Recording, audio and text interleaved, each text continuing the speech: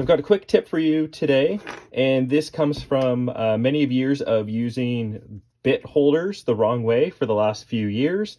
And hopefully this saves you a bit of pain that I've been experiencing. This was actually prompted by a video put out by Brian Waters where he showcased a bit of the nuance of the Weehaw bit holders where you push them down instead of trying to pull them up and out.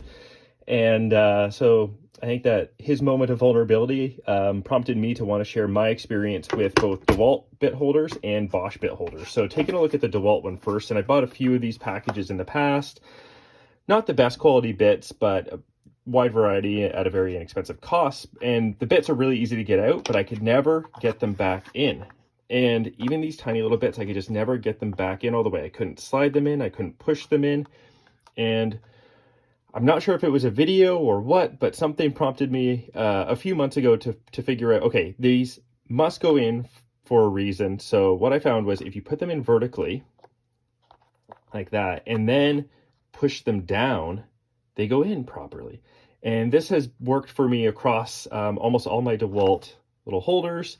So push down vertically and then tilt. And the Bosch ones are even more so that way. So they come in these nice little red holders, which I thought were just for shipping and for simple organization, but I could never figure out how to put these back in.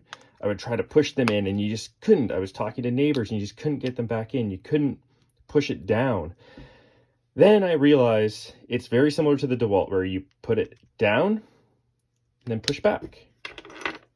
Put it down, so in that vertical orientation, and then just push back. And these Bosch ones are fantastic for this. So I know I've thrown out 3 or 4 of these already and have these just kind of thrown loosely in other things. So I wish I kept them, but yeah, so hopefully this tip helps everybody else and helps you avoid these bins of bits. And yeah, see you on the next video.